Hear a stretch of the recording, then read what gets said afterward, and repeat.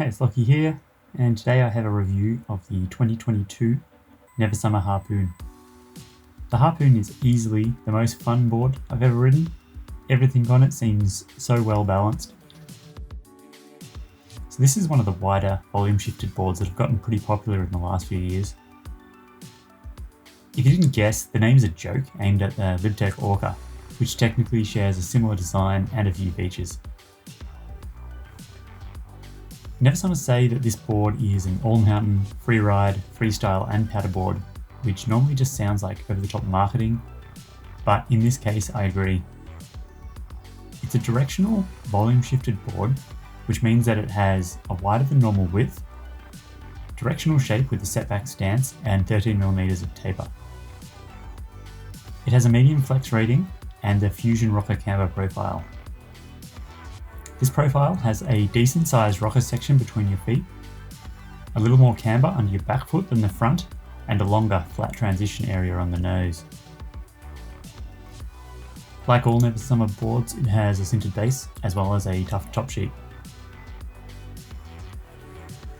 There is some V and X shaped carbon strips added to the core, though I imagine that it's the shape and the profile that mainly make this board so nice to ride. It comes in 4 sizes, 148, 152, 156 and 159, and for women it comes in a 144 and a 148. Some brands will give you a rough guide to help you choose the right size board for your weight, though the description for the Harpoon is quite vague. They say that you can size it down 3 to 6 centimeters or just ride it in your regular length. Normally for a volume shifted board like this, I would size it down at least a little. For this review, I was riding the 2022 model in 159 centimeters, which is longer than I would normally ride if it wasn't a powder day. I was fairly skeptical on how a wider than normal board in a long length would ride, as it seems to be doing the opposite of what's recommended and of what I normally like. I rode the Harpoon with medium stiff Solomon Highlander bindings, set to positive angles of +21 and +9, with a fairly narrow width. I'm 6 foot tall and weigh 155 pounds, about 70 kilograms. I'm not someone who stresses about toe or heel overhang at all, but with a wide width and positive angles, they're well out of the way. My boots are a size 9.5 Solomon launch boa. Like any hybrid board with rocker between your feet, the pop or spring naturally suffers compared to regular camber. With the Fusion profile, there is a larger camber section in the tail, which helps to offset the rocker feel a little bit.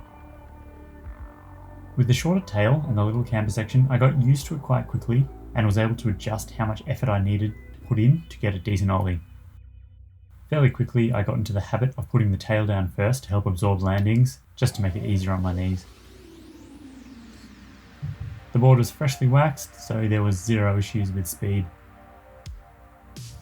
It has the overall same feel that I get from all Never Summers, with a fairly strong push back through the rocker section between your feet, which does help remind me to keep my weight centered. Even with the rocker feeling like it was fighting to lift the board, it doesn't feel unstable at high speed. Although it is looser and more playful, I get the same feeling of reliability as a full camber board when I do need to quickly wash speed off.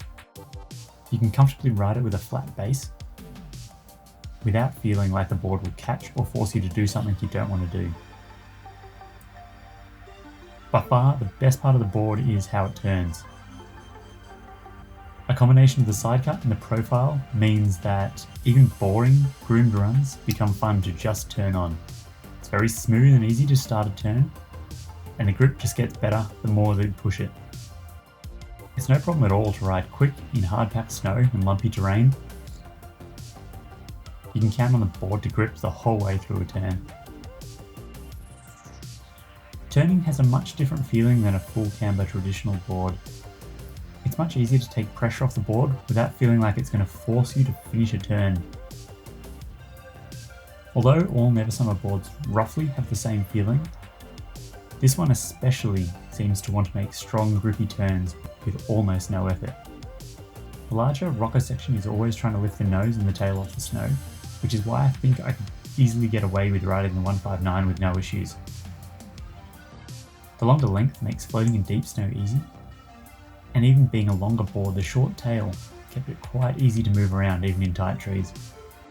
I didn't find riding switch to feel too weird either, even with positive stance and the directional shape. For whatever reason, people are quite skeptical about Neversummer boards, though through word of mouth, this board did convert a few people after they tried it out for themselves. So if you are going to try any of their boards, I would start with the Harpoon. This is the exact sort of board that can make regular riding fun again while still being great at carving and blading in powder. It isn't cheap at all, but you're getting a board made in the US and the build quality is very good. If you have any questions about the Harpoon, leave them in the comments below.